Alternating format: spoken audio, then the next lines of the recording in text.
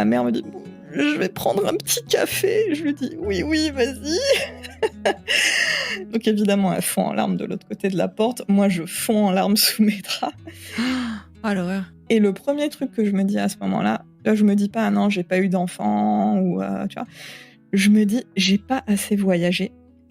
Je veux voir le monde, je peux pas. Enfin, c'était vraiment une grande souffrance de quitter ce monde en ayant vu au final peu de choses, tout est relatif, mais moins que ce que j'aurais voulu. Et moi qui adore l'océan, le monde marin, tout ça, j'ai pleuré. Et là, je me dis non, je ne peux pas quitter ce monde sans avoir vu Bora Bora. Et je leur dis, voilà, il faut qu'on organise une fête avec la famille, les amis, sans leur dire, pour que je puisse leur dire au revoir, mes amis, tout ça. Et après, on se casse à Bora, dans un camping, hein, ce que tu veux, je m'en fiche, mais je veux mourir face au lagon. Je veux avoir ces dernières images devant les yeux.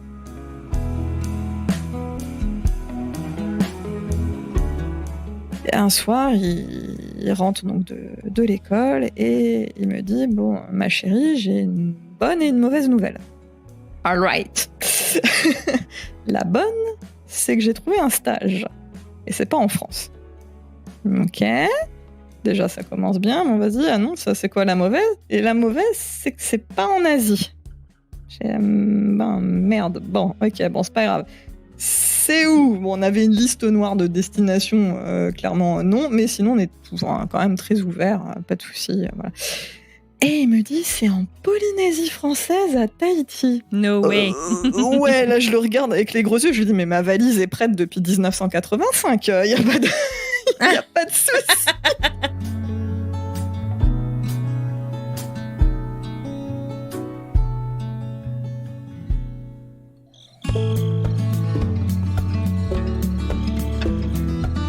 La vie est un voyage et pas une destination, disait Ralph Waldo Emerson. Au travers de cette citation, je vous invite à plonger dans l'histoire d'Emeline, une exploratrice dans l'âme qui rêvait de parcourir le monde et qui s'est adonnée à cette passion pendant quelques années, par les vacances, puis qui un jour, alors que son pronostic vital était engagé, a réalisé que son rêve le plus profond, c'était de fermer les yeux face au lagon à Bora Bora. Un adage prémonitoire, diront certains.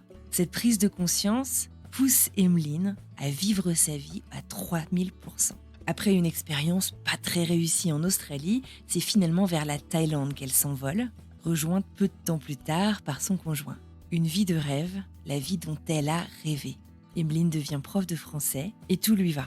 Finalement, c'est au cours d'une reconversion de son conjoint, qui cherche un stage de fin d'études, que les jeunes tourtereaux vont s'envoler pour la Polynésie française, à Tahiti. Dans cet épisode, vous allez voir qu'on va explorer le périple d'Emeline, son amour pour l'océan, ses rêves de voyage et surtout les obstacles qu'elle a surmontés pour enfin trouver sa place. Comment concilie-t-on son désir de découvrir le monde avec la réalité de la vie à l'étranger ? Quels sont les enseignements qu'elle a tirés de ses expériences ?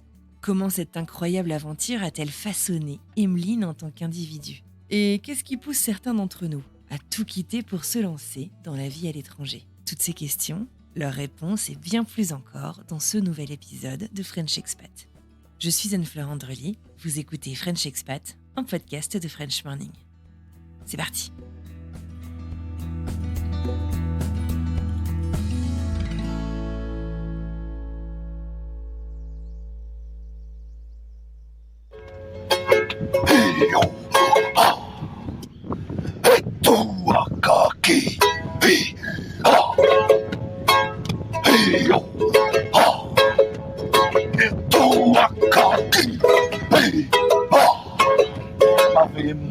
Bienvenue.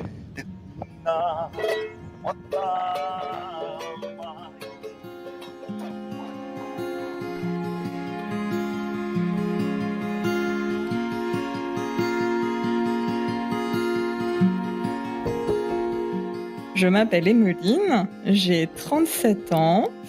Je suis en couple avec mon chéri depuis le lycée. Donc on a vécu pas mal de choses ensemble, dont 3 expatriations. Une qui s'est pas bien passée et qui a pas duré longtemps en Australie, à Sydney. Une de 3 ans en Thaïlande. Et là, on entame notre 6e année en Polynésie française à Tahiti. Et on adore, tout se passe très bien et on va avoir un petit bébé pour septembre. Voilà. Et oui, et d'ailleurs, l'épisode devrait sortir au mois de septembre, donc je me suis dit, quand j'ai vu tout à l'heure ta story, je me suis dit, tiens, il y a moyen, tu vois, que ça colle. Parfait.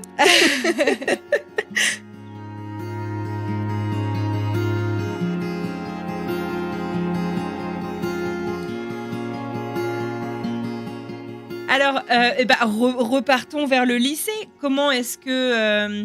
à quoi ressemblait ta vie, en fait, quand tu étais en France? Et du coup, ça fait combien? Ça fait 9-10 ans, du coup, que vous êtes partis, que t'es partie de France? Oui, voilà, à peu près, ouais. Ouais, ça doit être ça, en gros. Ouais. Alors, tu viens de quel coin en France et à quoi ressemble ta vie avant de partir, du coup? Alors, de quel coin? De plusieurs. Donc, je suis née en Picardie, mais je suis pas restée très très longtemps. Mes parents ont rapidement déménagé en région parisienne. On est retourné pour toute la période du collège en Picardie.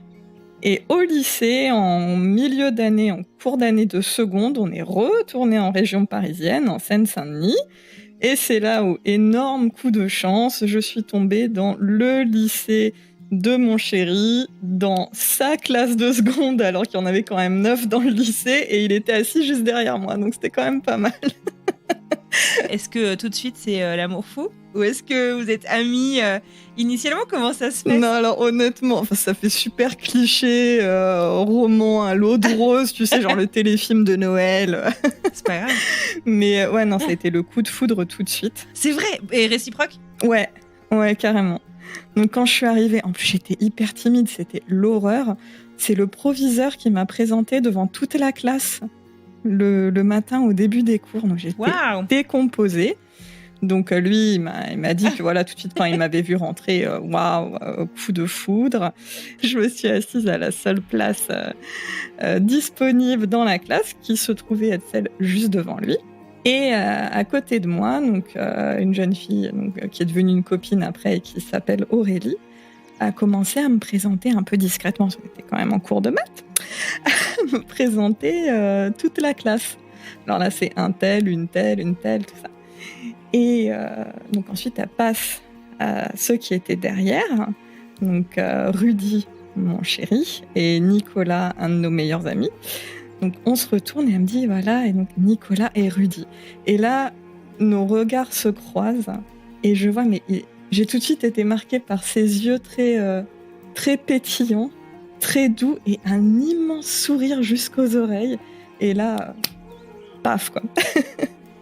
J'étais fichue. C'est incroyable. Ouais, non, clairement. Donc t'as senti qu'il se passait quelque chose? Alors après, on avait 15 ans. Donc clairement, ni l'un ni l'autre, on ne se serait imaginé qu'on allait passer toute notre vie ensemble. Enfin, on n'y a jamais réfléchi. Ça s'est fait comme ça. C'était naturel.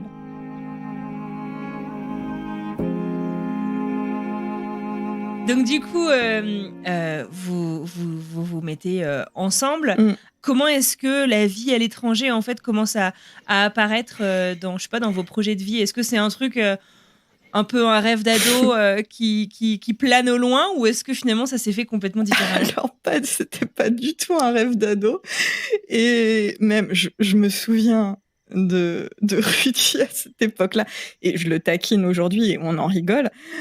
Il était anti-langue anglaise, il voulait pas apprendre l'anglais, il voulait pas partir en vacances, il disait oui, je vois pas l'intérêt de voyager, on dépense de l'argent pour rien, moi tu me donnes un ballon de foot, mes potes, et je suis très content, enfin j'ai vraiment aucun intérêt.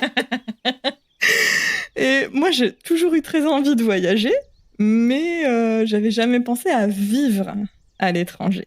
Donc bon, après voilà, on a grandi, on a évolué, heureusement. Et lors d'un séjour en Thaïlande avec ma meilleure amie, c'est là où ça a fait donc chez moi, ça a fait vraiment un gros tilt. Donc je me souviens, pour la petite anecdote, on était dans un Starbucks, le cliché, de Bangkok.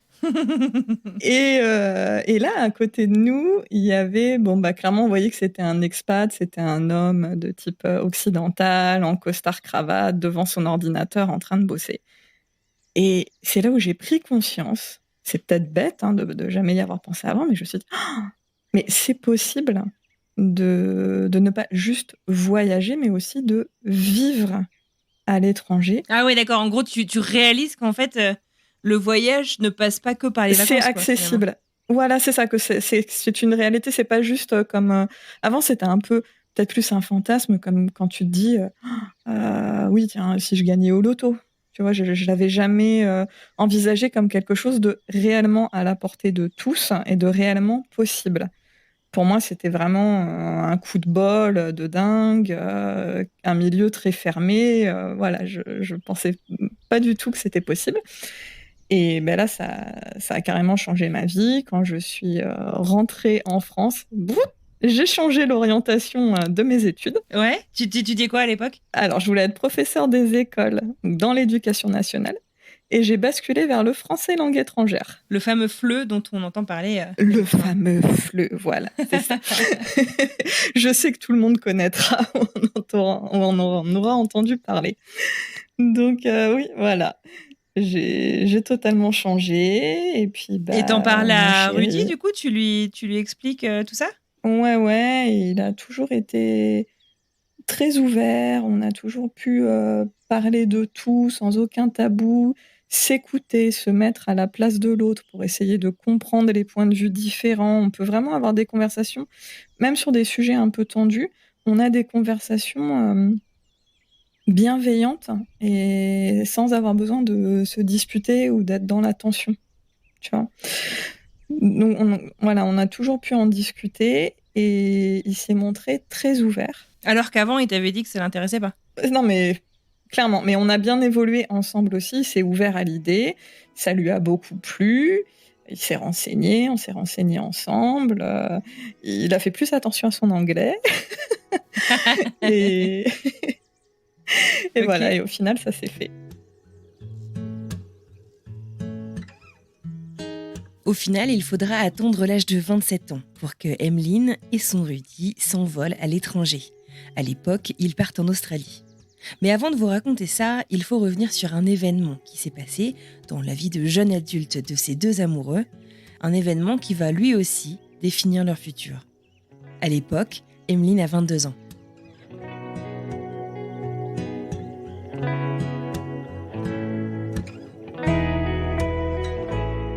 Ça a marqué un réel tournant aussi.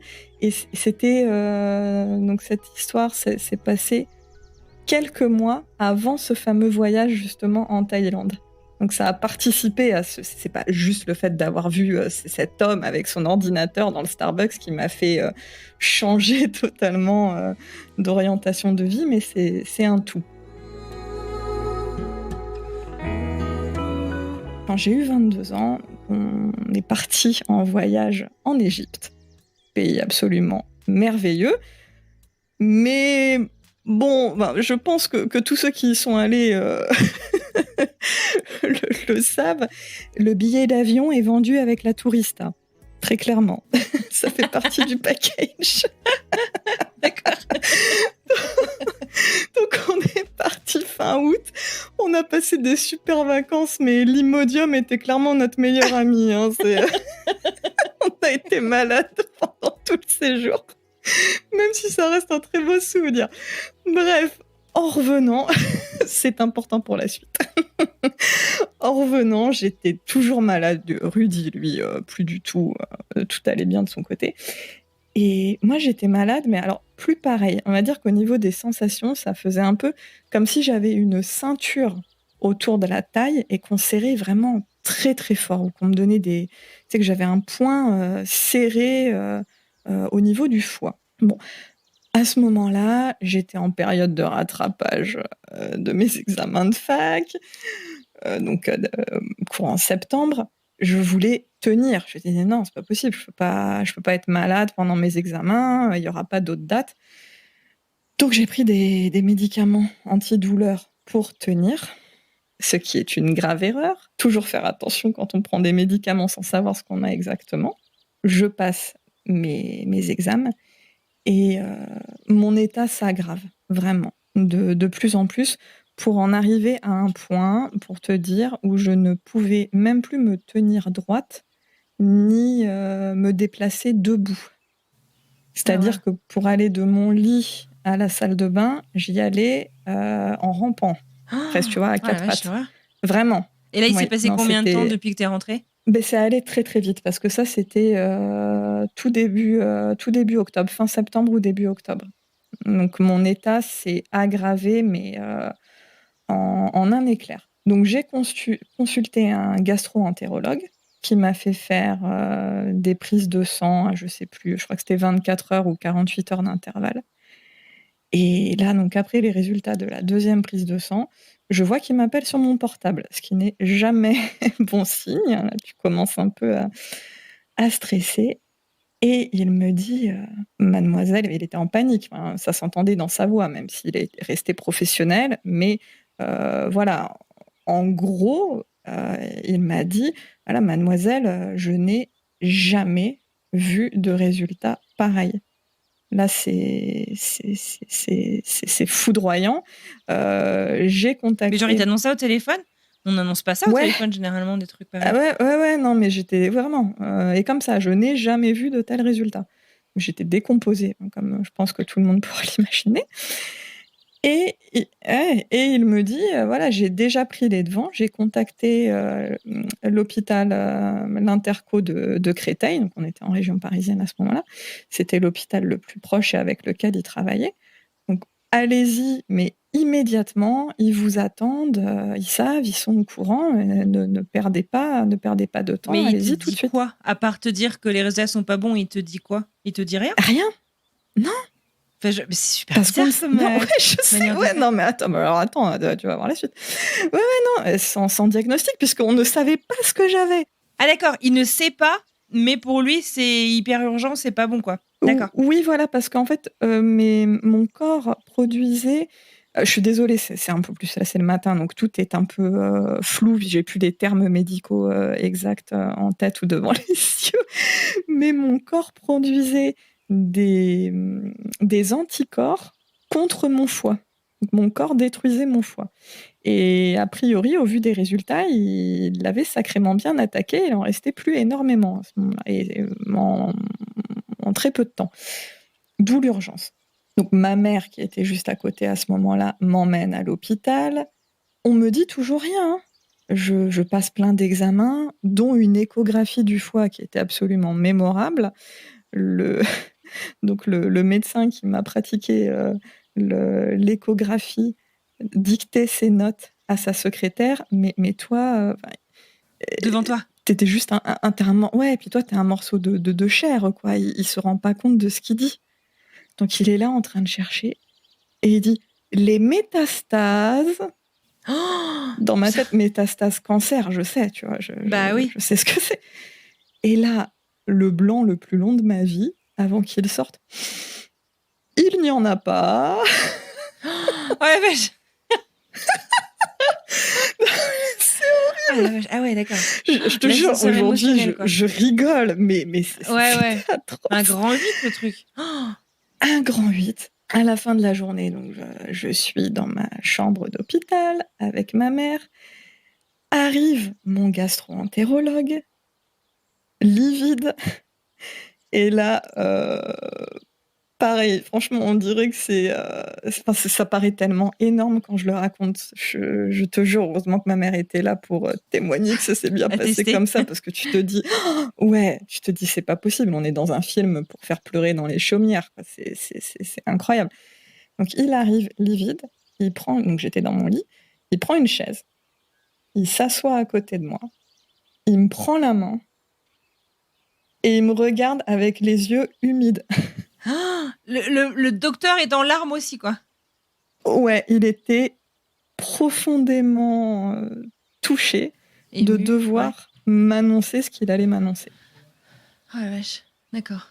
Et là, bon, mon cerveau s'est plus ou moins mis sur off, en mode survie. Hein. Donc, tu sais, dans ces moments-là, t'écoutes, mais ça fait un peu un ouin, ouin, ouin, Ouais, ouin, ça lointain. rebondit, ouais. Ouais. Et donc, il me dit, voilà, on ne comprend pas ce qui se passe. On ne sait pas pourquoi votre corps a cette réaction. Mais voilà, aujourd'hui, il vous reste, je sais plus, je crois que j'avais presque, il restait à peu près peut-être 30% de mon foie.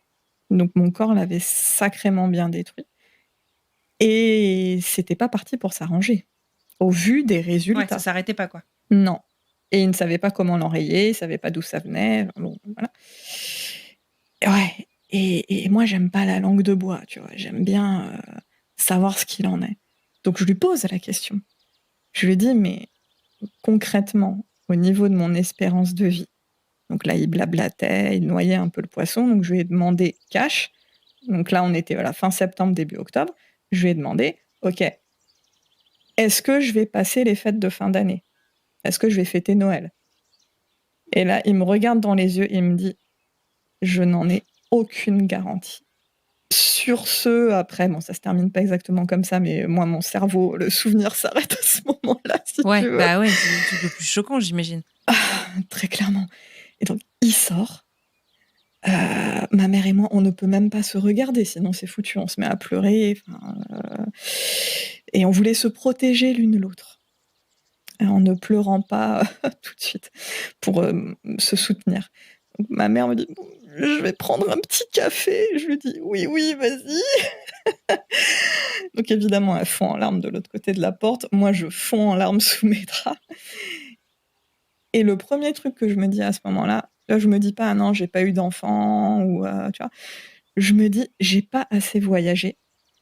Je veux voir le monde, je peux pas. Enfin, c'était vraiment une grande souffrance de quitter ce monde en ayant vu au final peu de choses, tout est relatif, mais moins que ce que j'aurais voulu. Quand même fait la Grèce, l'Égypte, bon, c'était pas non plus, voilà. Mais bon, je voulais vraiment voir plein de choses. Et moi qui adore l'océan, le monde marin, tout ça, j'ai pleuré en me disant, non, je peux pas mourir. Ça m'émeut d'en parler. Là. En plus, avec les hormones de la grossesse, mon Dieu. Bah oui, Faut pas que je j'imagine, ma pleure. pauvre. Mon Dieu. Et là, je me dis, non, je ne peux pas quitter ce monde sans avoir vu Bora Bora. Ah ouais, comment tu penses à Bora Bora? Parce que pour moi, c'était le goal ultime D'accord. de voyage. Tu vois, le truc que Ouais. je m'étais toujours dit, Hyper une fois dans ma lointain. vie. Ouais. Ouais, c'est hyper cher, hyper lointain, très difficile d'accès, tout ce que tu veux, mais absolument magnifique. À J'en voir une avais fois dans sa cette vie. idée d'un petit paradis sur terre avec des couleurs de dingue, la culture polynésienne, la danse, enfin tout de A à Z. J'en avais une image extrêmement idéalisée, je pense comme beaucoup peuvent avoir. Et je me dis non, je veux mourir à Bora Bora. Il est hors de question que je meure dans cet Ah ouais. hôpital. Ouais. En plus, il y avait aucun traitement. Il y avait rien. Je n'arrivais plus à m'alimenter, rien. La seule chose, c'était une perf avec, je sais plus, c'était du sérum et Pour t'hydrater, un peu de ouais. sucre, je crois, je sais même plus. Ouais, voilà, c'était juste ça. Donc il y avait même pas d'antidouleur, il y avait rien. Donc bon, foutu pour foutu, j'ai envie de te dire. Donc ma mère revient et je lui explique et après donc Rudy arrive, mon père aussi et je leur dis, je fais non mais là faut qu'on trouve quelque chose. Je sais pas, on me met un crédit sur mon dos, je sais pas, on embobine la banque, j'en sais rien, on trouve une solution. À la vache, tu vas truc vite de quand même, parce qu'on vient juste de t'annoncer ça quand même. Et toi, t'es déjà Ah ouais, parti. non mais c'est ça. Mais c'est c'est ça. Ça a toujours T'es été déjà sur la une fraude. force. Oui, voilà. C'est toujours, ok, rebondir l'après, un objectif. Ouais, ouais, Tu vois. ouais. Et je leur dis, voilà, il faut voilà, qu'on organise une fête avec la famille, les amis, sans leur dire, pour que je puisse leur dire au revoir, mes amis, tout ça. Et après, on se casse à Bora, dans un camping, hein, ce que tu veux, je m'en fiche, mais je veux mourir face au lagon. Je veux avoir ces dernières images devant les yeux.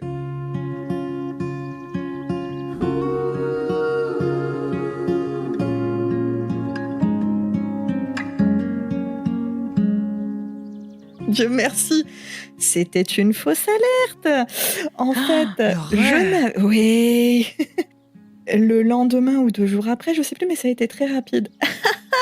Ah, finalement, bon alors non, là, je rigole, mais le médecin était totalement décomposé, hein, bien sûr, Bah, j'imagine. d'avoir annoncé une chose pareille, alors qu'en fait, ce n'était qu'une hépatite A foudroyante, extrêmement aiguë. D'accord.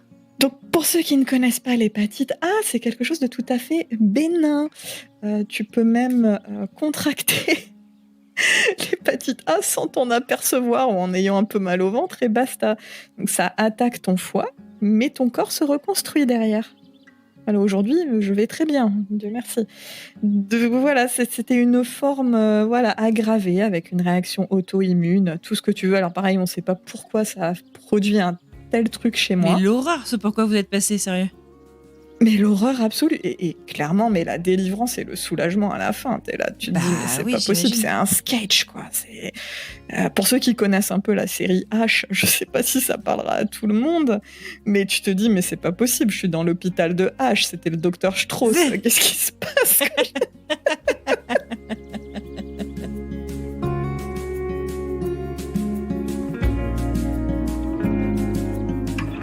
Cet épisode bouleversant et plutôt terrifiant pour Emmeline et sa famille se finit fort heureusement bien mieux qu'il n'avait commencé.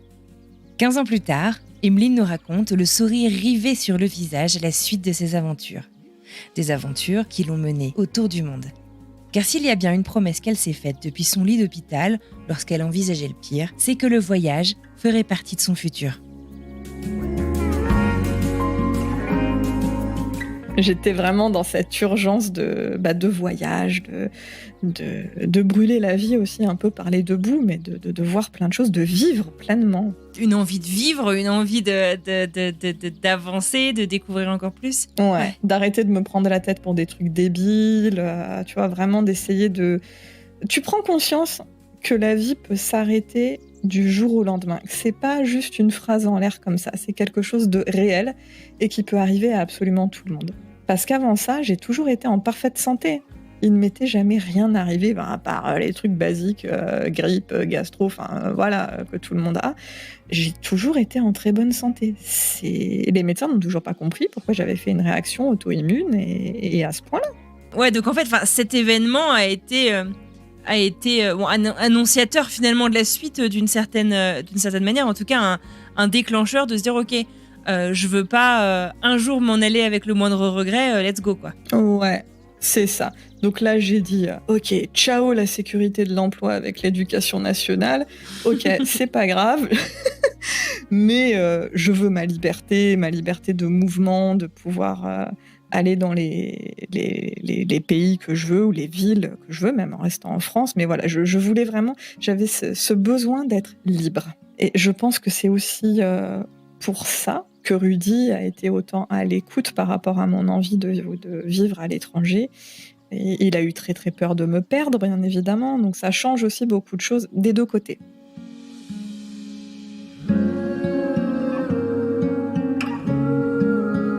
Donc du coup, vous pivotez votre vie, vos vies personnelles et votre vie de couple.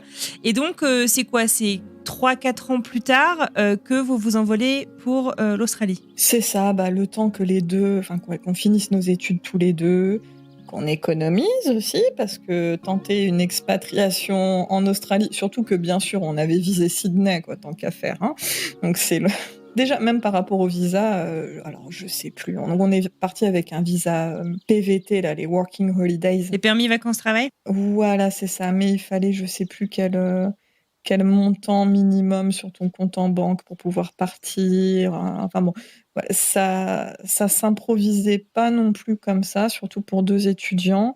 Donc le temps que tout se fasse, ça a pris quand même quelques années. Vous avez quoi comme projet ? Enfin, je vais vous partir dans quelles conditions ? Est-ce que tu peux me raconter un petit peu puisque du coup, je sais que c'est l'expatriation qui, a priori, s'est pas super bien passée. J'aimerais bien que tu me racontes à quoi vous vous attendiez et comment ça s'est passé, justement. C'est ça. Bon, alors, à l'époque, en tout cas, nous, on n'avait pas Instagram, tout ça, pour avoir des infos sur l'expatriation. Oui, on est vieux. C'était quand même... Mais je te jure, non mais ça pique, hein, je vais me recoucher après, hein. Je vais déprimer. Mais voilà, il y avait quand même beaucoup moins d'accès à l'information qu'aujourd'hui, je trouve. Et peut-être aussi encore une époque, je ne sais pas ce que tu en penses, si tu seras d'accord avec moi, mais où quand même sur pas mal de sujets, les gens avaient tendance à ne raconter que le bon côté des choses et à être moins dans l'aspect vie réelle. Le début des réseaux sociaux, quoi. Ouais, voilà, c'est ça, faut envoyer du rêve. Donc, ouais, l'Australie, c'est merveilleux, c'est fantastique, c'est génial, c'est ci, c'est ça. Donc toi, bien évidemment, tu arrives en te disant « Hey, ça va être super simple. » Moi aussi, j'en veux. Mais très clairement, bien sûr, ça ne se passe pas comme ça, c'est évident. Et alors, peut-être notre erreur, ou je ne sais pas, mais on n'avait pas du tout cette idée de faire du picking, de travailler dans les champs, de faire des petits boulots comme ça pour visiter l'Australie. Notre but, c'était vraiment de trouver un métier qui correspondait à nos études et de nous installer réellement. Or, à l'époque, avec les problèmes de visa, tout ça, débarquer comme une fleur à Sydney, même avec mon diplôme en français langue étrangère, le diplôme en ressources humaines de Rudy, tout ça, mais c'est quasi mission impossible. Enfin, en tout cas, nous, on n'a pas réussi. Même pour travailler à l'Alliance française, j'avais vu, il ne pouvait pas m'embaucher parce qu'il fallait, je ne sais plus quel type de visa, mais qui est extrêmement compliqué à obtenir. Donc, on s'est retrouvés un peu comme des andouilles. Et en plus, la vie coûte, mais hyper cher. On était en coloc, bien évidemment, une coloc qui, en plus, s'est pas bien passée. Enfin, franchement, on les a toutes enchaînées. Et oui, et au bout d'environ un mois, on s'est rendu compte qu'on avait dépensé quasiment la moitié de toutes nos économies. D'accord, donc ça allait vachement vite, quoi. Ça allait hyper vite. Et juste pour ce qui est survie de base, les courses, ton loyer, tes déplacements, parce qu'évidemment, on était dans la banlieue de Sydney et pas Sydney même, vu les tarifs. Mais bon, tout ça, ça a un coût. On se rendait compte aussi de la complexité pour obtenir un emploi donc, qui correspondait à ce qu'on recherchait. Et on s'est dit, bon, qu'est-ce qu'on fait ? Soit, option 1, on change de ville. On se tente Melbourne, qui avait l'air d'être un peu plus accessible sur le papier et par rapport à nos discussions avec des expats là-bas. Soit on se tente ça, et si ça marche pas, bon on reste un mois et on rentre à Paris, quoi. Soit, pour la même somme, on peut se faire un road trip backpackers en Asie du Sud-Est. Ah. Je t'avouerai qu'on n'a pas réfléchi longtemps. Le côté One Life, carpe diem, clairement, mais on s'est barré en Asie du Sud-Est et on a vécu 6 mois fantastiques de vacances. Alors là, c'était plus rien à voir avec l'idée de départ, mais c'était fantastique. Et pendant ces 6 mois-là, j'ai envoyé ma candidature comme ça, tu sais, un peu à droite à gauche dans les écoles francophones internationales et tout. Je me suis dit, bon, on sait jamais, sur un malentendu, une place qui se libère. Bon, peanuts, c'est pas grave. On rentre, je sais plus, ça devait être le mois de mai ou juin. Rudy signe tout de suite un CDI avec son ancien employeur parce que ça se passait très très bien. D'ailleurs, son ancien chef et un de nos meilleurs amis a été son témoin de mariage. Donc, c'est dire si ça se passait bien, qu'ils étaient très heureux de se retrouver. Et moi, c'était quand? C'était au mois d'août, je reçois un mail de l'école francophone de Pattaya en Thaïlande. Et alors la Thaïlande, qui était clairement, ça a toujours été ma target numéro 1. C'était le rêve ultime de l'expatriation. Je m'étais dit, non mais il faut qu'un jour on aille vivre là-bas au moins un an. Voilà. Donc là, en plus, le pays de rêve, clairement pas la ville de rêve pour ceux qui connaissent, mais c'est pas grave. C'était quand même la porte sur l'expatriation dans le pays. Donc il me demande si je suis toujours disponible parce qu'il a un poste pour moi pour la rentrée de septembre. Donc, c'était même pas quelques semaines C'était quelques semaines après. Ouais, voilà. Donc, même pas d'entretien, rien. Il avait mon dossier. C'est bon, t'es libre, je te prends, quoi. Donc là, pareil, il a fallu être réactif très vite. J'étais en vacances dans le sud de la France avec ma mère en plus, donc j'appelle Rudy, je lui explique, qu'est-ce qu'on fait? Et c'est un amour. Il m'a tout de suite dit, écoute, on se débrouillera, on va y arriver, on est un couple solide, on est ensemble depuis longtemps, on a traversé tellement de choses, on peut survivre à la distance, on y arrivera. C'est ton rêve, je te rejoindrai. Mais accepte, pars. Il me dit voilà, je peux pas te dire de ne pas Je prendre peux pas le venir en poste. même temps que toi, mais Non, il pouvait pas. Voilà, comme il venait de signer le CDI. En fait, franchement, il serait venu. Il serait venu en même temps. Ça aurait été un coup très dur pour son employeur et clairement, c'est éthiquement parlant, c'était juste pas possible. Mais il m'a dit je n'ai pas le droit de t'empêcher de le faire. Je m'en voudrais toute ma vie et si l'occasion ne se représente pas, tu m'en voudras aussi à un moment donné, même inconsciemment. Ouais. Donc, donc du coup, toi, tu te dis ok, let's go, j'y vais. bah ouais. Le lendemain, j'envoie le mail, mais je te jure, j'ai tremblé après avoir appuyé sur envoyer. J'ai J'imagine. pleuré. C'était mi-excitation, j'ai fait une connerie, tu vois. Ouais. C'était entre les deux. Et ouais, je suis partie toute seule.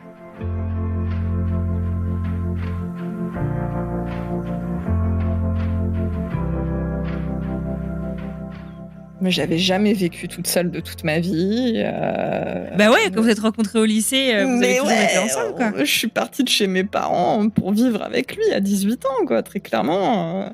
Donc là, toute seule, à l'étranger, dans un pays que je connaissais hyper bien, puisque entre le premier séjour et cette expatriation-là, j'ai dû y aller peut-être 6 fois. Donc j'étais vraiment amoureuse. D'accord. Ah ouais, quand même. Ouais. Donc, même si je connaissais pas du tout la ville, parce que je l'avais toujours évité comme la peste, je connaissais très bien le pays, donc voilà, c'était pas comme pour l'Australie, quoi, si tu veux. Je savais quand même où je mettais les pieds.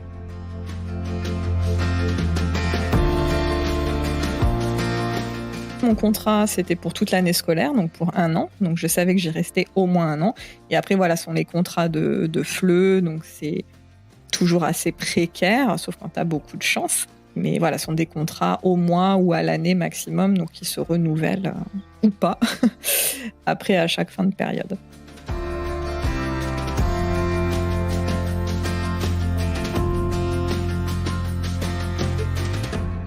Comment ça se passe alors du coup là-bas? Comme tu dis, c'est pas forcément la ville de tes rêves, mais c'est le pays un peu de tes rêves.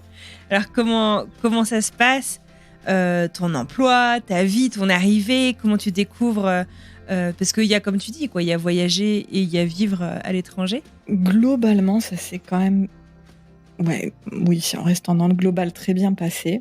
Alors, j'avais trouvé un logement avant de partir, ce que je ne recommande par contre pour rien au monde, puisque je dis que ça s'est bien passé, puis je commence par une anecdote où je me fais arnaquer, j'adore.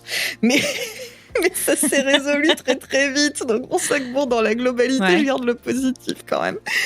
Mais voilà, mes parents érudits ne voulaient pas me laisser partir seule, surtout à Pattaya. Alors pourquoi? Parce que pour ceux qui connaissent pas. Vous voyez, pour ceux qui connaissent pas, c'est réputé comme étant la station du tourisme sexuel en Asie du Sud-Est. Alors, go-go bar à fond, un peu, voilà, comme le quartier rouge. Au final, c'est un peu comme Amsterdam, si tu veux. C'est-à-dire que tu as un quartier chaud, mais voilà, quoi. C'est pas non plus une ville forcément à éviter en soi. Il y a plein de trucs très sympas aussi à y faire. Mais disons que l'image que tu en as, c'est l'image, voilà, le tourisme sexuel. Donc c'est pas fou en tant que femme seule de débarquer là-bas. Donc voilà, ma famille voulait absolument que j'ai un logement sécure avant de partir. D'accord. Donc à trouver en un temps record du coup. Voilà, j'ai trouvé auprès, donc tout semblait inspirer la confiance sur le papier parce que c'était une entreprise essentiellement à destination des expats français qui venaient s'installer en Thaïlande et dont en plus le directeur de l'antenne de Pattaya était parent d'élève dans l'école où j'allais bosser. Donc tu te dis, bon. Rassurant. Rassurant. Au final, c'était une méga arnaque puisque le loyer était genre 3 fois le prix de ce que tu peux trouver extrêmement facilement de même qualité, de même standing. Hein, bien sûr, il faut comparer ce qui est comparable. Donc je suis restée 1 mois, j'ai perdu, 600 balles de caution, j'étais assez dégoûtée, mais ce qui est énorme compte tenu du coût de la vie là-bas et du fait que mon salaire était d'un peu moins de 400 € par mois. Donc perdre 600 balles, tu as un peu les glandes quand même. Mais bon, voilà, j'ai trouvé très rapidement un autre logement qui était super bien, dans lequel je suis restée toute l'année. Voilà, ça s'est très, très bien passé.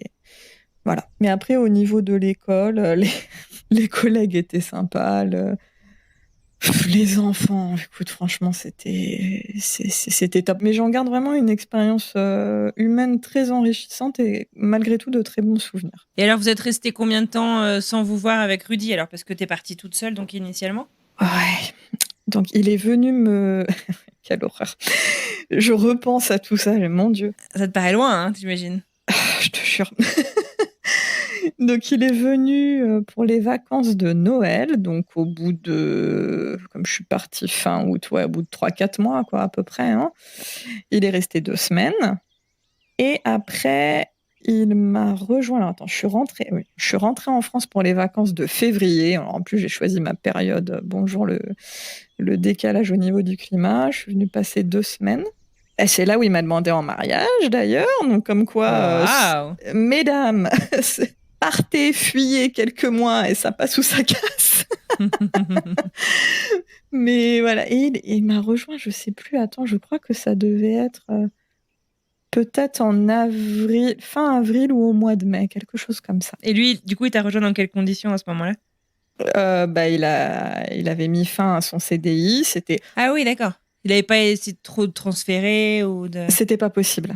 C'était pas possible de transférer ou quoi. Donc, il a mis fin à son CDI pour me rejoindre et essayer de trouver du travail une fois sur place avec le réseau, avec ses compétences en anglais qui, à l'époque, étaient déjà bien... étaient suffisantes, on va dire, c'était correct. Donc voilà, il m'a rejoint pour tenter le coup. Comment ça se passe? Vous restez combien de temps tous les deux en Thaïlande? Donc au final, en tout, on y est resté un petit peu moins que 3 ans. J'arrondis à 3 ans parce que c'est presque ça. On a vécu ensuite, après Pattaya, on a vécu à Bangkok. Là, on a préféré. Bon, c'est très différent, mais voilà, on s'est vraiment bien éclaté à Bangkok. Après, le souci, c'est que lui n'arrivait vraiment pas à trouver d'emploi. Il a essayé des entretiens d'embauche, tout ça. Mais alors déjà, le secteur des ressources humaines, à moins d'arriver à attraper le pompon, donc un poste dans une entreprise internationale, un poste d'expat, mais bon, là, c'est vraiment un coup de bol. Les RH sont vraiment fermés aux non-thaïlandais. Ça fait partie des emplois protégés. Donc, c'était compliqué. Il a essayé de se reconvertir, il a postulé pour différentes choses, mais ça n'a pas marché. Moi, à côté, par contre, ma carrière explosé. C'était vraiment top. Mais lui, pas du tout. Et autant, voilà, moi, je suis pas quelqu'un de forcément carriériste ou voilà. J'aime mon travail, mais c'est pas vital pour moi. Je ne me définis pas dans le travail. Je peux très bien, là, tu vois, ça va faire 6 ans qu'on est à Tahiti et que je ne travaille pas, pour différentes raisons, mais je n'en souffre pas. Ça va, je le vis bien. Rudy, lui, pas du tout. En plus, sans être macho, mais quand tu rencontres les gens et que, là, c'est l'homme qui travaille pas et la femme qui travaille, c'est assez... T'as un regard de la société quand même qui est pas hyper agréable sur l'homme. Ouais, voilà. Donc ça devenait vraiment très difficile à vivre pour lui. Donc il a réfléchi à une reconversion, à reprendre des études qui lui permettraient de trouver plus facilement un emploi à l'étranger. Donc on en a beaucoup parlé. Voilà, il a trouvé. Donc maintenant il travaille dans le tourisme, dans l'hôtellerie. Mais pour ce faire, il lui a fallu passer un MBA de 2 ans en France. Donc on est retourné en France pour ses études, pour sa reconversion. D'accord. Sachant que la vision au long terme était toujours on fait ça pour pouvoir repartir à l'étranger, quoi. Ah, très clairement. Et puis, on avait plein de super contacts, plein d'amis en Thaïlande. Moi, plein de contacts pro qui m'attendaient plus ou moins aussi. Enfin, vraiment, Enfin, la porte était grande ouverte pour mon retour. Ils savaient que le projet, c'était de revenir. Donc, voilà, l'idée, c'était ça. On va en France. Donc, 1 an et demi, parce que la deuxième année, tu as un stage de 6 mois. Donc, on visait de faire le stage déjà en Thaïlande. Au final, donc arrivé à la période de ce fameux stage de 6 mois, un soir, il rentre donc de l'école et il me dit: «Bon, ma chérie, j'ai une bonne et une mauvaise nouvelle». Bon. All right. Bon, la bonne, c'est que j'ai trouvé un stage et c'est pas en France. OK. Déjà, ça commence bien. Ok, Bon, donc vas-y, annonce, ça c'est quoi commence la bien, mauvaise? ouais. Voilà. Et la mauvaise, c'est que c'est pas en Asie. Ben merde. Bon, ok, bon, c'est pas grave. C'est où? Bon, on avait une liste noire de destinations, clairement non, mais sinon on est toujours quand même très ouvert, pas de souci. Voilà. D'accord. Et il me dit c'est en Polynésie française à Tahiti. No way. Ouais, là je le regarde avec les gros yeux, je lui dis mais ma valise est prête depuis 1985, y a pas de, y a pas de souci. Comment te dire si c'est ça ta mauvaise nouvelle? Mais gars, je voulais mourir à Bora Bora il y a quelques années. Enfin, c'est pas la même île, ok, mais c'est pas grave, on s'en approche déjà, tu vois. On y va. Ah, pareil, on est parti, mais avec l'idée d'y rester que 6 mois. Pour le stage, quoi. Ouais, voilà, on savait pas si on allait y rester plus ou quoi. Donc t'es quand même vachement flexible. Enfin, je veux Ah, dire, mais t'étais carrément, amoureuse de la Thaïlande, amoureuse de l'Asie. ouais, Et avec ma carrière qui on te explosait, s'il propose te autre plaît, chose. oublie pas, mais ouais. Tu étais prête à réenvisager tous tes plans en fait en 2 secondes, quoi. En 2 secondes. La Ouais, ouais. décision, elle a été prise en combien de temps, votre décision de couple de partir à Tahiti? Il fallait la prendre le jour même, il fallait qu'il donne la réponse le lendemain maximum, parce que forcément, il y avait d'autres personnes sur le, sur le coup, tu penses bien. On connaissait rien, enfin rien du pays ici, enfin je veux dire, moi j'adorais déjà la culture, voilà, on avait des grandes idées de la Mais destination. vous y étiez jamais allés ni l'un ni l'autre. Mais on n'y était jamais allé, on n'avait pas d'idée de la vie concrète, on savait que ça coûtait les yeux de la tête, mais voilà, on n'avait pas d'idée vraiment, enfin, on ne savait pas trop où on allait. Et on s'est dit non, bah écoute, toujours pareil, hein, one life, allez, écoute, c'est une opportunité, on va pas dire non, on y va, on verra bien sur place, au pire c'est pour 6 mois, écoute, bon, voilà, ce sera toujours une expérience professionnelle pour lui très enrichissante et hyper bien sur son CV, au pire, pas grand-chose à perdre. Donc toi, du coup, tu y vas en te disant que tu mets entre parenthèses ton job pendant 6 mois, du coup, puisque vous imaginez que vous partiez de manière temporaire. Alors, moi, j'avais pas retrouvé d'emploi dans ma branche en France pendant la parenthèse française. J'avais trouvé des petits CDD dans l'immobilier, hors sujet total, mais c'était très sympa aussi. Il faut toujours savoir rebondir.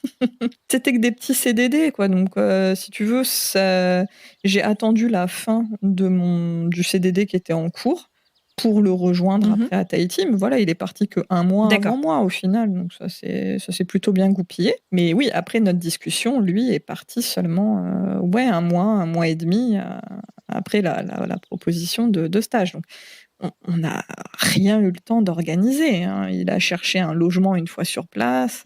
D'un point de vue immigration, comme t'as des choses à préparer ou pas du tout? Oui, alors parce que bon, c'est un peu complexe, c'est la France, mais c'est pas la France. Ouais, justement, c'est pour ça que je me Ouais, demandais. voilà, c'est pas comme partir en Guadeloupe, par exemple, pour comparer à une autre destination d'outre-mer. Là, la Polynésie, on a notre propre président avec notre assemblée, nos ministres. C'est un pays d'outre-mer. Donc c'est pour ça que je parle d'expatriation. Parce que sur le papier, on a dû faire exactement les mêmes démarches auprès de l'administration hexagonale que pour partir en Thaïlande. Et on a le même statut que quand on vivait en Thaïlande. Pour l'administration française, on a le statut d'expatrié. On a été radié de, j'allais dire la CPS, mais c'est ici, de la sécurité sociale hexagonale. Bon, on paye plus d'impôts, ça c'est le bon point. Ah ouais, il n'y a pas d'impôt à Tahiti? Non. Mais bon, c'est vicieux parce que tes impôts, on va dire que tu les payes sur tout ce que tu achètes. La vie est extrêmement chère, mais tu n'as pas de feuille d'impôt. Donc oui, voilà, on a quand même eu des démarches à faire. Donc, ont été au final relativement simples et assez rapides. Et après, sinon, tout se fait ici. Ici, c'est vraiment... faut être là. Vaut mieux se déplacer. C'est un peu encore à l'ancienne, on va dire, sur pas mal de choses. Faut aller dans les bureaux. Voilà, tu fais pas trop de choses en ligne. Donc, on a découvert après sur place.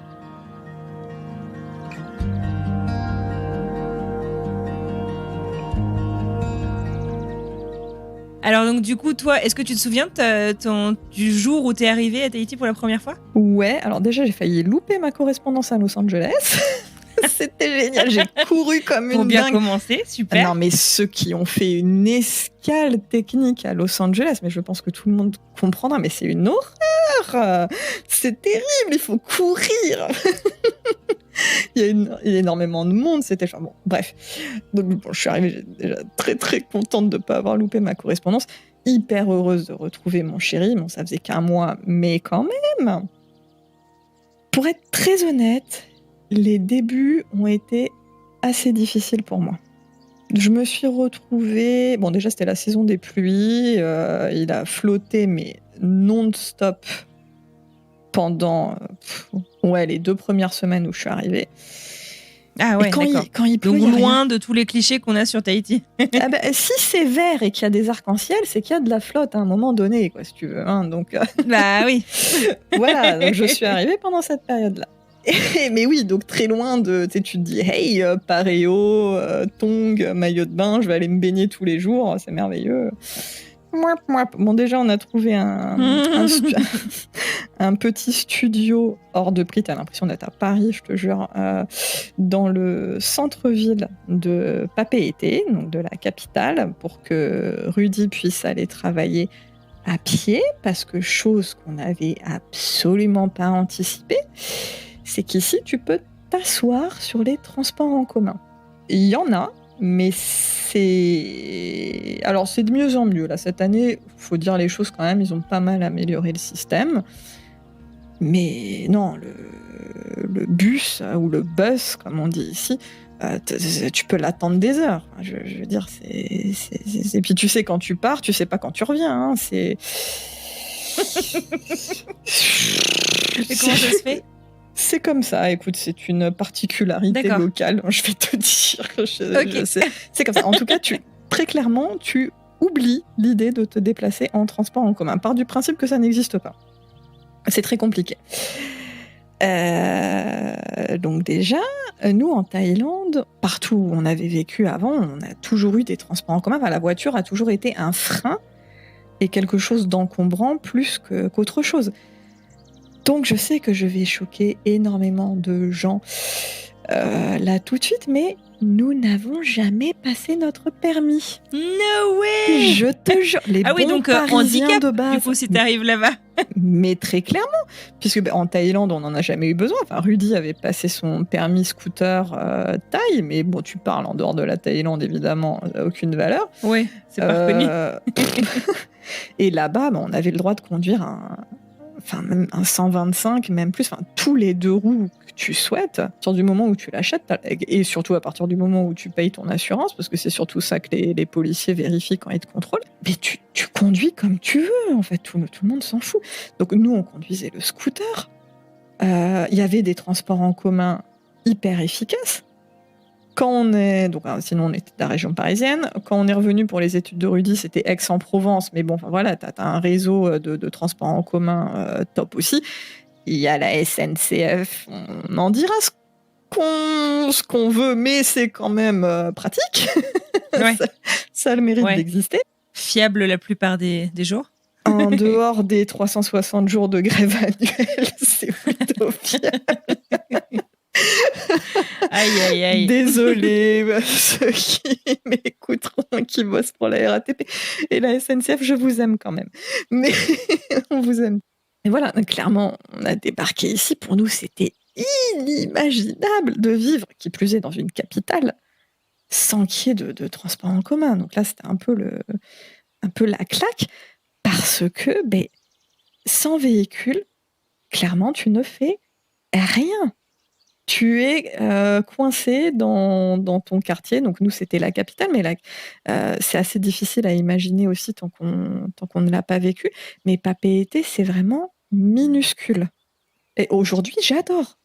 Je pourrais difficilement vivre ailleurs, me réhabituer à des grandes villes, mais il faut bien imaginer que quand tu as vécu à Paris, quand tu as vu Sydney, tu as vécu à Bangkok, que tu arrives et que la ville en elle-même, c'est plus petit qu'un arrondissement parisien et que le centre d'activité, c'est une rue quand même que tu parcours en moins de 10 minutes, ça fait bizarre.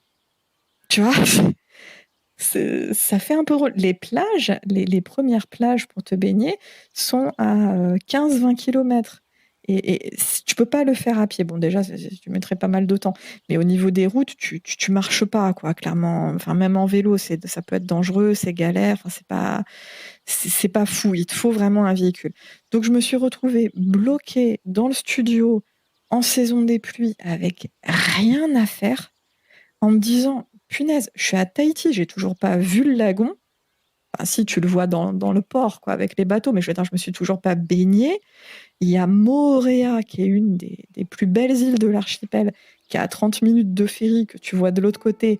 Mais au début, avec toutes les dépenses, quand tu arrives, c'est quand même un certain budget d'y aller, Ouais, qui bien sûr. est pas ouf, mais bon, au départ, c'est quand même compliqué. Ouais, tu peux pas tout faire, quoi. C'est normal. Voilà, c'est ça. Donc moi, je me suis retrouvée un peu avec cette impression d'être le nez collé devant une vitrine, que tu as tout ce dont tu rêves qui est derrière, mais toi, tu étais bloqué derrière la vitrine. Donc c'est un peu déprimant.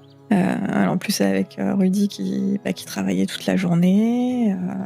Quand on est arrivé là, ils ont fait beaucoup d'efforts sur les prix des forfaits téléphone, Internet, etc. Mais quand on est arrivé, c'était inenvisageable d'avoir la Wi-Fi à la maison. Il fallait aller il fallait aller à la supérette qui était à 3-4 minutes à pied, hein, c'était pas loin, pour bénéficier des 30 minutes de Wi-Fi gratuites par jour. Donc tu avais 30 minutes pour donner des news à la famille, tenter une mini-visio, voilà, quoi. Et sinon, après, tu étais devant France Télévisions. Ah ouais, donc dur quand même, hein, les débuts. Ah, le début, ouais, ça m'a fichu une claque. C'était vraiment à l'opposé total de tout ce que je pouvais imaginer.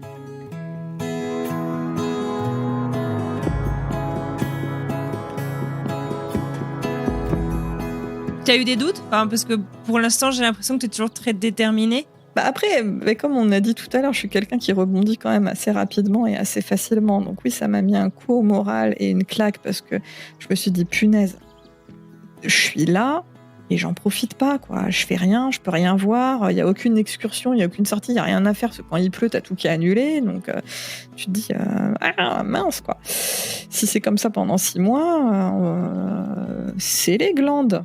Surtout, comme tout coûte très cher, tu vois ton compte bancaire qui est pas en grande forme, hein. Donc tout ça pique. Mais au final, j'ai rebondi rapidement. Faut s'adapter. Tu trouves d'autres choses à faire. On a réussi à louer un scooter aussi. Ça, pareil, ça a changé beaucoup de choses à partir du moment où j'ai pu me déplacer. J'ai pu aller visiter toute seule en journée, aller à la plage. Ouais, tu retrouves ton autonomie en fait aussi, ton indépendance. Voilà. Ça joue vachement, j'imagine. Ouais, c'est clair. Mais c'était hors de prix. Pour donner une idée, l'indemnité de stage de Rudy à l'époque, ça devait être dans les 600-700 €.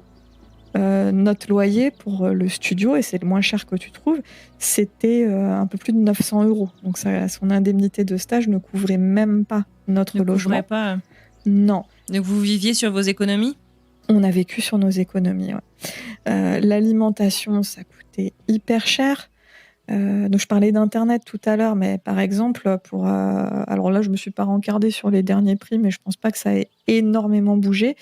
Mais en tout cas, à l'époque, pour avoir une box Wi-Fi à la maison, je te parle même pas du truc avec le satellite et le fixe, hein, je parle juste la box, la Wi-Fi, hein. Fallait compter environ 300-400 € de frais d'installation. Et après, environ 120-130 euros de forfait mensuel. Et donc, c'était pas possible. Bon, je sais plus pourquoi je parle de ça. J'ai mon cerveau de femme enceinte. Là, j'ai bugué le début de... Non, mais donc les débuts, donc pas faciles, mais vous restez positif. Vous êtes là pour 6 mois, enfin pour 5, le temps du stage. À quel moment est-ce que le futur se précise du coup? Parce que bah, tu nous parles toujours de Tahiti. Comment est-ce que ça évolue? Et puis bah, comment est-ce que vous arrivez un peu aussi à sortir la tête de l'eau finalement de ces débuts un peu compliqués? Donc en louant le scooter, et c'est là où ça y est, je me dis oui, c'est pour ça. La location d'un scooter, on en avait pour environ 200 euros, 200-250 euros par mois pour le louer uniquement les week-ends. Voilà, pour donner une idée de la complexité des déplacements. Donc le scooter, ça nous a aidé à sortir la tête de l'eau au niveau bien-être mental et psychologique. Bien sûr. On a pu, après, au bout de 2-3 mois, aller passer la journée à Moorea, juste en face. Donc, Finally! ouais! Donc ça, c'est top! Et alors, c'était comment? C'était quand même... J'ai pleuré, laisse tomber. C'est vrai? C'était mal. Tu peux nous le décrire? Moi, j'y suis jamais allée. Je ferme un peu les yeux. Vas-y, fais-moi rêver. Bon, déjà, Tahiti, c'est magnifique. Hein, donc, ce sont des îles volcaniques. Donc, voilà, tu as de la montagne, c'est hyper vert. C'est entouré par un lagon bleu, mais le bleu de fou. La barrière de corail. Derrière, tu as l'océan Pacifique, ce bleu spécial aussi. Et Moorea, c'est la carte postale. C'est vraiment... voilà, Tahiti, tu as beaucoup de sable noir. C'est un côté un peu... j'adore aussi. Et qui est plus sauvage. Je sais pas si tu vois. Voilà, sable noir, végétation luxuriante. Moorea, c'est la carte postale polynésienne, c'est sable blanc à gogo. Le lagon est encore plus bleu que bleu, vu que le sable est blanc, forcément, c'est dingue. T'as plein de poissons, tu nages avec les raies, les requins, les coraux, enfin, c'est les tortues, c'est génial. Les baies, les 2 baies de Montréal, sont sublissimes. L'intérieur de l'île aussi, avec les cascades, alors que les cascades que tu as à Tahiti aussi. Voilà, Mose, on va dire, voilà, c'est la Moorea. J'ai dit Mose, c'est l'habitude, c'est le petit nom qu'on te donne ici, mais Moorea, c'est... D'accord, voilà. ok. Carte postale polynésienne, 40 minutes de ferry de Tahiti. Voilà. Donc canon. Trop bien. Ouais, okay. Ça, tu vois, tu sais l'image que t'as là, les pilotis, tout ça. Donc c'est très joli.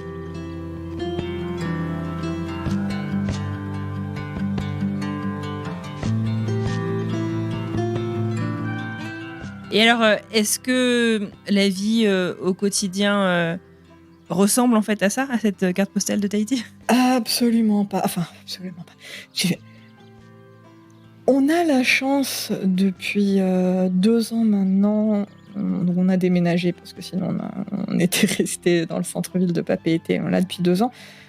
Notre vie est un peu un cliché, enfin, surtout la mienne, vu que Rudy travaille et moi non. On habite à 300 mètres de la plage, donc très clairement, dès qu'il fait beau, j'y vais. Voilà, je mets juste les savates, comme on dit ici. Donc les tongs, un pareo, mon maillot de bain.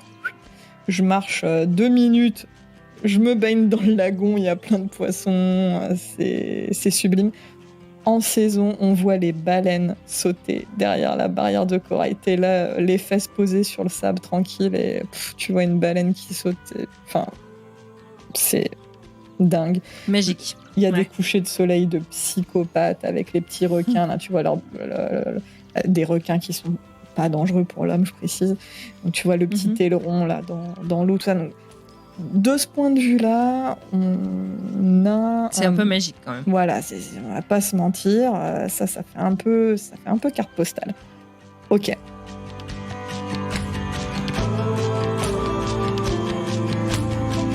Sinon, après, la majorité des habitants ne vivent pas forcément en bord de mer. Le plus souvent, c'est dans les hauteurs ou dans les vallées. Donc voilà, on ne va pas tous à la plage tous les jours ou tous à la plage après le boulot. Ça, c'est un énorme cliché. Bon, encore une fois, nous, on fait un peu, mais c'est un cas, voilà, on va dire, c'est pas le plus courant. On se tape des bouchons du feu de Dieu parce qu'il y a une seule route qui fait le tour de l'île, donc les bouchons, c'est un truc pas possible.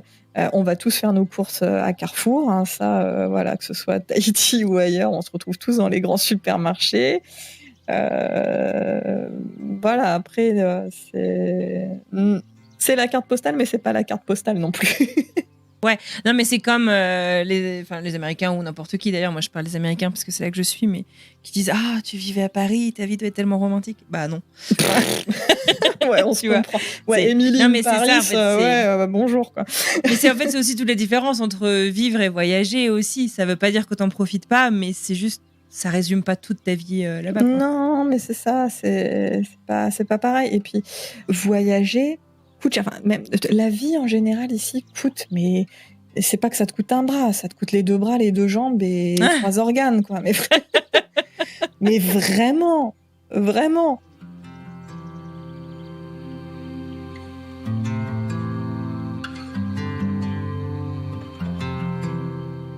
Comment est-ce que vous arrivez en fait à vous projeter malgré vous avez quand même des difficultés un peu financières aussi au début. Enfin, je veux dire, l'indemnité de stage couvre pas tout. Et à quel moment en fait ça vous paraît évident que vous avez envie de continuer là, quoi? Franchement, honnêtement, ça s'est fait comme ça. Il n'y a pas eu un moment où on s'est dit il faut absolument qu'on reste. On a toujours été ouvert aux opportunités, que ce soit ici ou ailleurs. Donc comment ça s'est passé? Moi, j'avais mon billet de retour à la fin des 6 mois, qui était non échangeable, non remboursable, le premier prix que tu peux trouver, qui coûte déjà ta vie entière.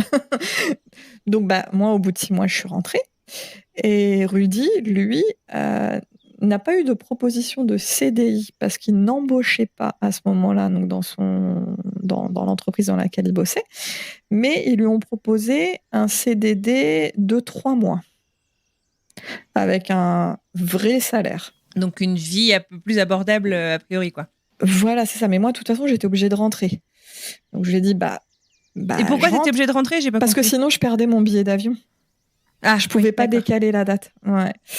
Donc comme c'était que pour 3 mois, bon, pour un CDI, voilà, j'aurais perdu le billet et puis c'est comme ça. Mais là, que pour 3 mois et en plus de toute façon pour un salaire qui nous permettait pas de vivre à 2 non plus, c'était pas possible. Donc je suis rentrée, lui est resté 3 mois. Au bout des 3 mois, ils ont proposé de lui reprolonger de 3 mois.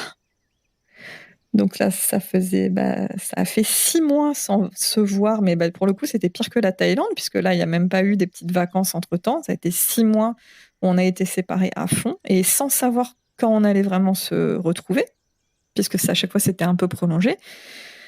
Donc j'ai dit oui, vas-y, au pire, ça renfloue un peu les caisses pour se réinstaller après ailleurs, où que ce soit, quoi. Oui, ça se refuse pas, je veux dire. Et puis c'était très intéressant pour son CV aussi. Donc bon, j'ai dit, ok. Moi, en attendant, forcément, j'étais chez mes parents dans le sud de la France et tu peux pas chercher un emploi vu que tu sais pas pour combien de temps t'es là, donc un peu compliqué. Et au bout de cette deuxième prolongation, il trouve un CDI donc pour un grand hôtel ici, donc une autre boîte. Et donc il me dit bon voilà, là j'ai été pris. Il avait fait les entretiens et tout sans me dire au cas où, quoi. Il m'a dit voilà, bon, j'ai été pris. Qu'est-ce que t'en penses? Qu'est-ce qu'on fait? Et j'ai dit écoute, j'arrive, je reviens. Bah oui, non, c'est génial. C'est super, quoi. Donc, tentons l'expérience.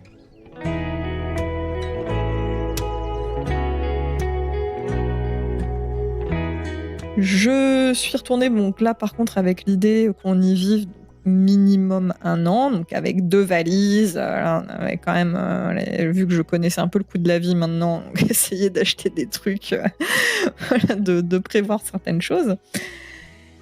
Et puis, au final, avec cette amélioration aussi du confort de vie, alors qui est pas fou, hein, il ne faut pas non plus s'imaginer un truc, il n'a pas un salaire de dingue. Mais ça permet de pas perdre de l'argent tous les mois quand même. Ça permet de pas perdre de l'argent tous les mois et d'avoir une vie à la locale, hein, très clairement. On n'a pas une vie d'expat, machin. On a une vie vraiment simple, mais qui nous convient, dans laquelle on s'épanouit. Voilà, ça nous suffit vraiment pour ça. Donc parfait, quoi.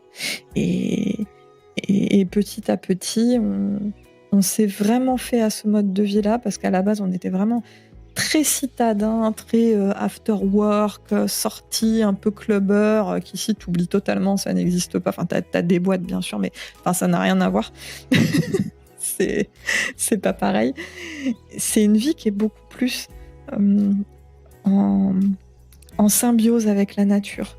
Beaucoup plus... Ça va faire hyper cliché ce que je vais dire, c'est atroce, mais qui est plus vrai.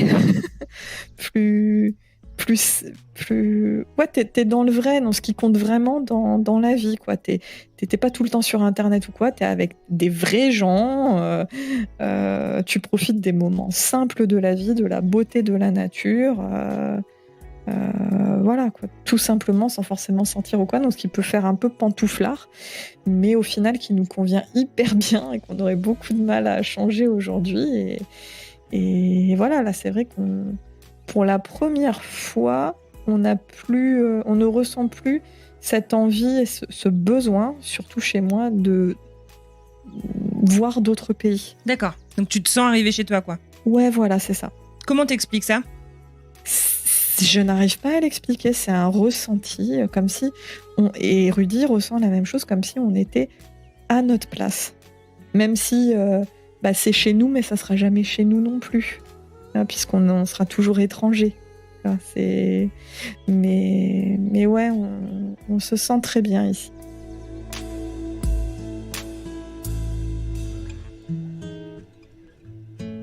Du coup, là, ça fait 6 ans que vous êtes... vous commencez votre 6e année Ouais. À Tahiti. Vous attendez un petit bébé. Ouais. C'est top secret, c'est un petit garçon, une petite fille ? On ne sait pas encore. Donc, il n'y a pas Vous savez pas ? Ok, d'accord. Voilà, c'est ça. Il n'y a pas de top secret. Okay. Non, pas. Oui, puis je le dirai sans aucun problème. C'est pas. On n'a pas de ouais, secret. Vous n'avez pas décidé d'en faire un secret. Non. Là, on garde pour nous ce que nous a dit la gynéco hier, parce que c'est très tôt. Hein, là, je suis enceinte que de 3 mois. Donc, elle a émis une petite idée, mais avec énormément de prudence, parce que c'est qu'un pronostic à ce stade-là. Voilà, donc on verra. En tout cas, on sera très contents dans tous les cas. Tu me dis si tu veux pas en parler, si c'est trop personnel et tout. Mais j'ai cru comprendre du coup sur ton compte Instagram que le chemin vers la grossesse n'avait pas été simple. Ouais. Oui. Alors déjà, pendant longtemps, on ne voulait pas d'enfants, Rudy et moi. Bon, parce qu'on voyait... Alors, j'ai toujours apprécié le contact avec les enfants, travailler auprès d'eux. J'adore les enfants, jouer avec eux, passer des moments, tout ça, voilà, avec les enfants des copains, copines, ça y est, aucun problème. Mais dans notre esprit, avant, avoir un enfant, c'était égal énorme boulet à la cheville.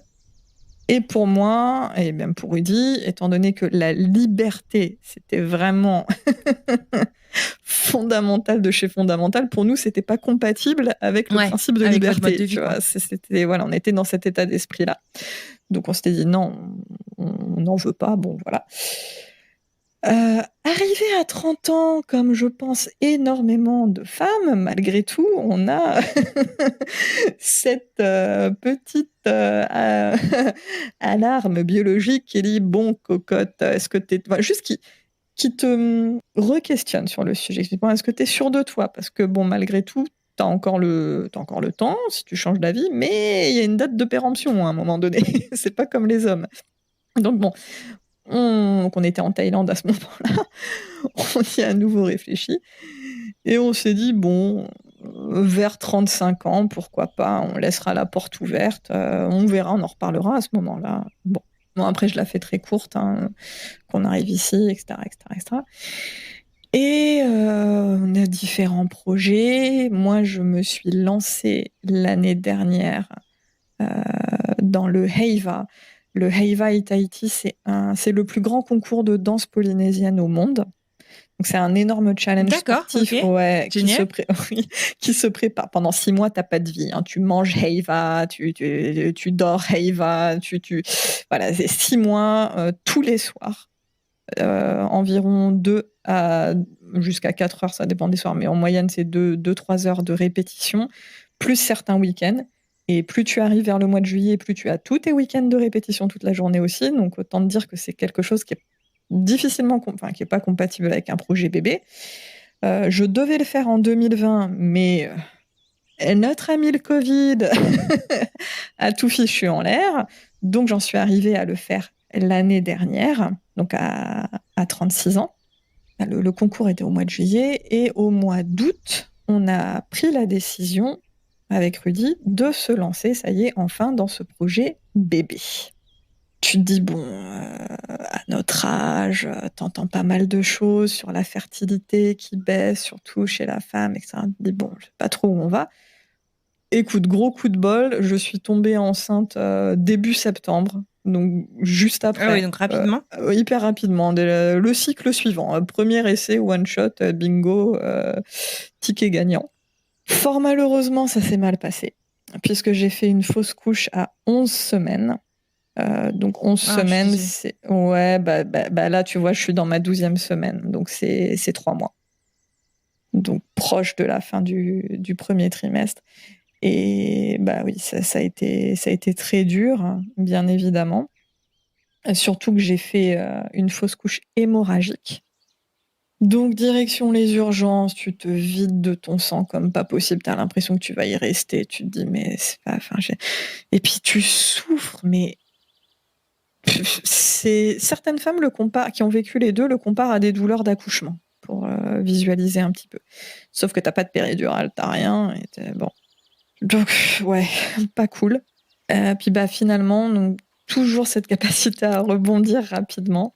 Derrière, en ayant eu le feu vert de la gynéco, on a bien attendu que mon cycle reprenne après la fausse couche. Et donc, pour réessayer, et je suis retombée enceinte tout de suite. On dit souvent que le cycle juste après une fausse couche aussi est très fertile. Ouais, il paraît. Du coup, je me suis pas mal rencardée sur le sujet, hein, puisque j'ai découvert cet univers-là. C'est un sujet qui est quand même encore trop tabou, je trouve, de moins en moins, hein, mais trop tabou. Donc on se sent toujours un peu seul, isolé face à cette épreuve, mais au final, ça arrive quand même beaucoup plus souvent qu'on ne le pense.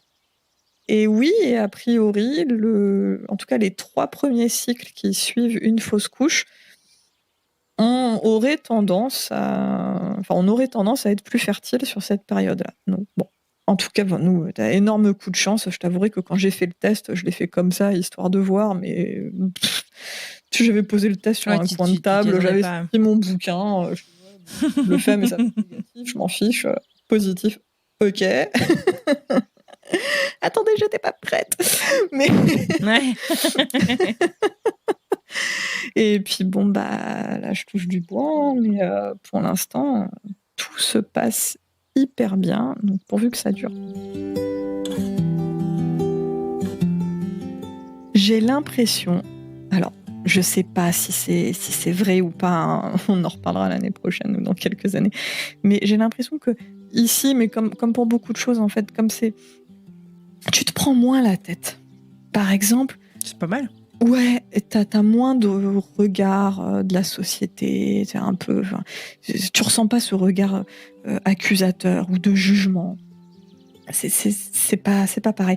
Donc ici, tu vois très souvent il fait très chaud. D'ailleurs là, je suis en train de perdre des litres de flotte en parlant. Il fait chaud comme pas possible. Il y a pas un poil de vent, c'est terrible. Mon Dieu, on est en été là, on étouffe en ce moment. Ouais. Et tu vois beaucoup de bébés qui sont tout simplement en couche. Ouais, on va pas forcément... Ouais, on s'en fout, quoi. On va pas forcément les habiller ou quoi, il n'y a pas besoin. Donc, le bébé est en couche toute la journée, même pour aller se balader en ville. Toi, t'as ton paréo, tes tongs, tranquillou. Il n'y a pas de pression sociale non plus sur le corps des femmes, ce qui est une chose, en tant que Parisienne, que je trouve extrêmement appréciable et que j'apprécierais aussi énormément en postpartum, je pense. Ici, tu peux être vraiment très obèse et être en string seins nus à la plage sans que personne t'embête ou te sorte un vieux regard. Tout le monde s'en fout, au contraire, tout le monde est bienveillant. C'est très positif par rapport Une relation au corps à qui est tout beaucoup ça. plus Plus positive, saine. quoi. Ouais, c'est vachement plus sain. Donc je trouve qu'éduquer un enfant dans cet état d'esprit-là, où on va pas le juger sur son physique, sur ses vêtements, sur tout ce qui est autour de l'apparence, je trouve ça hyper sain et juste génial. Il sera aussi en contact tout le temps avec la nature. Ça, c'est génial, quoi. Toujours se baigner dans la rivière ou dans le lagon avec les poissons, tout ça. Enfin, là, je vais commencer la préparation à la naissance dans le lagon. Ouais. Enfin, c'est juste génial. T'envisages quoi, un accouchement dans l'eau ou... Alors, là, on est en pleine réflexion. Alors, c'est possible dans un endroit. Donc, on a une maison de naissance qui a ouvert l'année dernière, dans laquelle tu peux accoucher dans l'eau. Mais c'est dans des chambres, dans des baignoires, quoi, dans des... C'est une piscine. Enfin, une piscine exprès. Le truc, c'est que pour accoucher en maison de naissance, c'est donc un accouchement physiologique sans péridurale. Donc ça, j'étais vraiment... je m'étais inscrite pour ma première grossesse à la maison de retraite. C'est moi qui vais aller me coucher à la maison de naissance. Non, mais n'importe quoi. Donc, j'étais inscrite. J'avais commencé le suivi là-bas. Mais j'étais vraiment dans cet état d'esprit où ça va forcément bien se passer. Et puis, je fais beaucoup de méditation presque tous les jours. Je suis quelqu'un de très zen, très yoga, méditation, voilà. Et le fait d'avoir vécu la fausse couche, en plus hémorragique, ça fait prendre conscience que tout peut... bon, déjà que ça se passera jamais comme tu le prévois, ça c'est clair, mais que ça peut aussi mal se passer. Donc là, la maison de naissance est collée à l'hôpital. D'accord. Bon, en cas d'urgence, il transfère quand même assez rapidement. Mais là, je me dis, oui, mais il y a juste le monitoring, il y a rien d'autre. Je veux dire, comment est-ce que les sages-femmes peuvent se rendre compte s'il y a un problème, à quel moment, est-ce que tu commences à psychoter un peu, et donc là on est en pleine hésitation entre la maison de naissance et donc accoucher dans l'eau si c'est possible, et l'hôpital. 2 salles, 2 ambiances. Ouais, c'est ça. Quand tu habites donc on dit Tahiti et les îles, même si il n'y a que des îles, mais on va parler de Tahiti et des îles. Donc quand tu vis sur les îles et que tu dois accoucher, c'est à Tahiti. Il faut prévoir le déplacement, tout ça. Donc au niveau des places, tout le monde accouche quand même plus ou moins là. Donc tu as l'hôpital, tu as la maison de naissance qui vient d'ouvrir, mais qui a des places vraiment très limitées. Donc si tu veux être sûr d'avoir ta place, tu as quand même intérêt à te lever tôt. Et tu as 2 cliniques. Tout est autour de Papeete, donc autour de la capitale. Voilà. Donc, malgré tout, faut quand même y penser assez tôt et arrêter ton choix assez rapidement. Si tu veux être sûr d'accoucher là où tu l'espères, en tout cas. Tu nous feras un petit vocal après la diffusion de l'épisode pour nous donner des nouvelles. Avec grand plaisir. En tout cas, on te souhaite, ainsi qu'à Rudy et à bébé qui arrive, plein de bonheur. Merci. Je vous souhaite un début de vie à 3 aussi simple et doux que possible. Merci. Garde ta zénitude et ta bonne humeur, en tout cas. Ça fait du bien. Toujours. Est-ce qu'il y a quelque chose que tu voulais ajouter, une question que je ne t'ai pas posée, ou tu voulais parler de quelque chose en particulier ? Et peut-être juste de bien garder à l'esprit pour tout le monde, pour toute personne qui envisage une expatriation à Tahiti, que très clairement, non vraiment, c'est pas... Oui, je sais que là j'ai parlé de choses super sympas et qui font rêver, mais c'est pas que ça. Il y a beaucoup d'inconvénients, c'est vrai que là on n'a pas trop parlé. C'est pas si simple, il y a énormément de chômage, trouver un emploi c'est très très difficile, c'est aussi réservé aux locaux, ce qui est tout à fait normal. Mais voilà. C'est quoi le plus gros cliché qui est sur Tahiti auquel t'aimerais tordre le cou ? Que tout est facile. Voilà, que tout est facile et que les Polynésiens sont tous super sympas et super accueillants. C'est pas tout beau tout rose.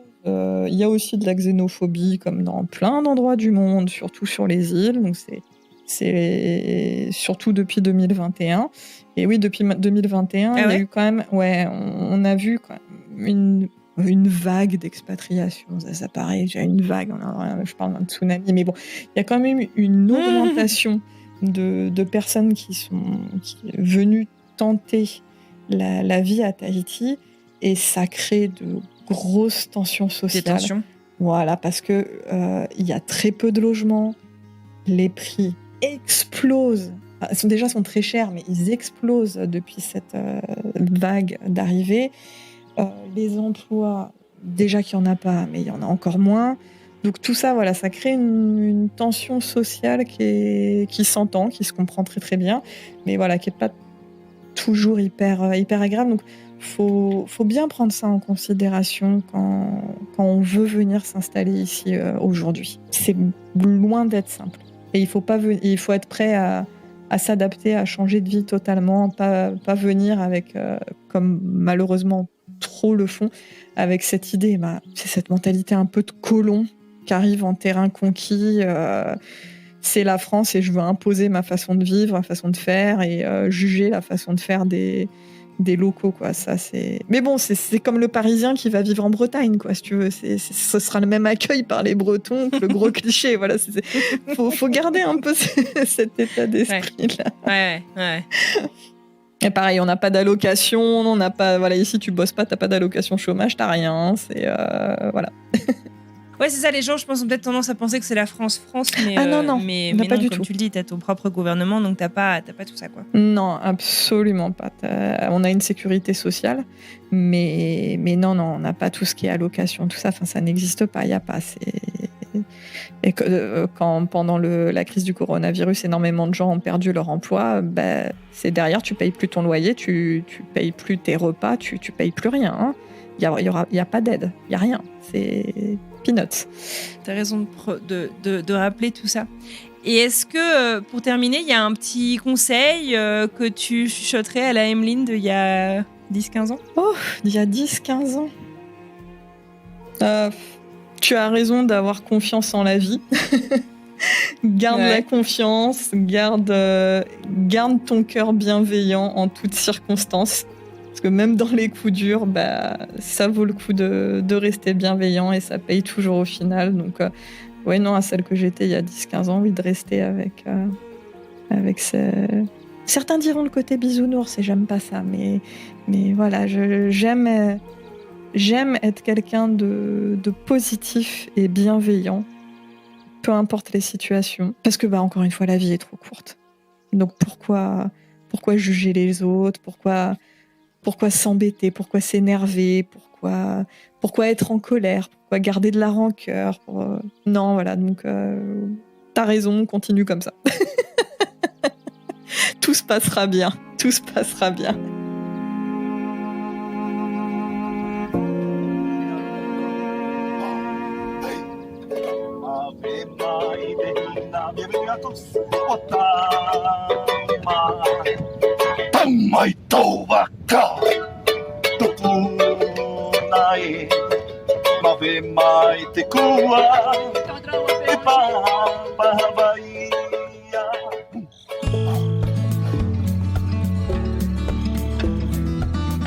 Et voilà, c'est terminé pour aujourd'hui. J'adresse un immense merci à Emeline pour sa disponibilité et pour cet échange passionnant. J'adresse aussi à Emeline et son conjoint toutes mes félicitations, puisqu'au moment où vous écoutez cet épisode, la famille d'Emeline s'est agrandie.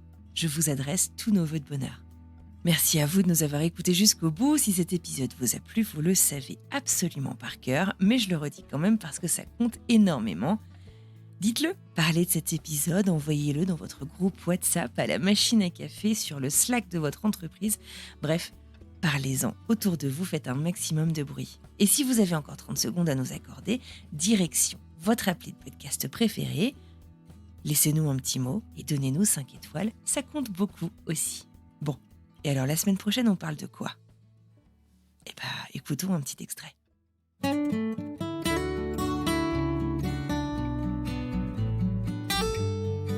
je voulais pas être prof, mais depuis toute petite, moi, ce que je voulais être, c'était bilingue. Donc D'accord. ça, faut le savoir. Ok. C'est que depuis petite, mes parents, ils m'en parlent encore. C'est je veux être bilingue et je veux vivre à l'étranger. D'accord. Ou, peu importe. Et bilingue Quand dans j'ai- quelle langue Quand j'étais petite, le peu importe. Et quand en 6e, j'ai commencé l'anglais, c'était je veux être bilingue en anglais et Mhm. vivre dans un pays anglophone. Et quand j'ai découvert la culture américaine dans une classe d'anglais justement en 3e, et à ce moment-là, ma cousine vivait à New York, forcément, Ça met des ça a étoiles dans les yeux. été- Voilà. Mais par contre, j'étais pas très très bonne en anglais. Mhm. Enfin, moi, au bac, j'ai eu 10 sur 20 en anglais. Mhm. T'es meilleure en espagnol. Mhm. Mais l'anglais, c'était ta langue. mais c'était l'anglais. Je voulais absolument être bilingue en anglais.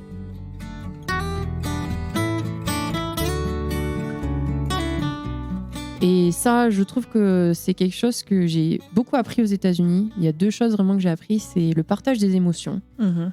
Parce qu'en France, moi, je sais, pendant la formation, j'ai des enseignants de l'université qui m'ont dit, non, mais qui nous disaient, quand vous passez le portail de l'école, vous mettez un masque et vous oubliez tous vos problèmes de la maison. Alors Pas toujours très sain. c'est pas sain et c'est pas facile à faire. Enfin, Mhm. bon, moi j'avais Ouais. appris ça, donc je faisais ça. Et Bien en sûr. fait, moi je suis arrivée aux États-Unis, c'était non, t'as des émotions. Les élèves, on leur apprend à gérer leurs émotions pour que ça fasse des adultes qui soient capables de gérer leurs émotions. Donc il faut que tu partages tes émotions. Ouais. Et je travaille encore dessus. Hein. C'est Ouais. pas tous les jours Ouais, facile. C'est pas inné, quoi. Non. Mais je trouve ça tellement plus sain. Ma maîtresse, elle est capable de me dire que aujourd'hui elle est fatiguée et que donc ça va être compliqué pour elle. Mhm. Ça veut dire que demain, si c'est le cas pour moi, je peux lui dire. Ouais. Plutôt que le garder à l'intérieur et exploser à un moment donné finalement. Mhm. Donc, donc j'ai appris ça et j'ai appris aussi que on pouvait partager de nous-mêmes Mhm. sans que ça soit intrusif ou quoi que ce soit. Ouais. Enfin, il n'y a rien d'intrusif à partager notre animal préféré ou Mhm. notre couleur préférée. Et ça, c'est vraiment quelque chose que j'ai beaucoup appris cette année-là. Ouais. Et aussi, comme c'était des grands, c'était des CM2, j'ai appris à leur donner beaucoup d'autonomie Mhm. et d'indépendance. Et ça, Pour les préparer pour le collège, middle pour school. les préparer pour le collège et puis aussi pour la vie future, en Mhm. fait. Là-bas, on m'a expliqué, mais tu sais, il n'y aura pas toujours quelqu'un pour les tenir par la main et leur dire il faut que tu fasses ça, ça et ça. Et si on veut qu'ils deviennent des adultes qui soient capables d'aller chercher les ressources dont ils ont Mhm. besoin. C'est pas les laisser comme ça, débrouille-toi. C'est Mhm. voilà. Au début, je t'apprends que si tu connais pas un mot, par exemple en français, quelles sont tes options avant d'aller voir ton enseignante? Mhm. Vraiment, c'est si vraiment tu trouves pas. Ah, mais je peux aller voir un copain, par exemple, peut-être qu'il connaît ce mot. Ok. Tu peux demander donc l'aide de quelqu'un, de tes pairs. Oh, super. Et s'il connaît pas? Ah, peut-être que je peux aller chercher. Souvent, on a des petits carnets avec, t'as un carnet, tout le vocabulaire des fruits et légumes. Ou, voilà. Mhm. Si tu penses que tu peux trouver dans un de ces petits carnets, ok. Et sinon, je peux aller chercher dans le dictionnaire. Ok. Et sinon, il y a un programme ou en ligne où on peut mettre, c'est comme un dictionnaire en ligne, etc. Ok. Est-ce qu'on peut arriver à trouver? Bah oui. Mhm. Et forcément, dès qu'on leur donne ces bases, en fait, au début de l'année et qu'on travaille avec eux sur ça, Mhm. à la fin, ils sont indépendants. Enfin, moi, là, Ouais. à la fin de l'année, mes élèves, qui sont pourtant cette année, j'avais les CE1, CE2, si je m'absente, ils ont il y a toujours un adulte forcément, mais si voilà, je suis malade et qu'il y a un adulte qui connaît pas nos routines, ils savent exactement Mhm. quoi faire. Ils ont tous un travail dans ma classe.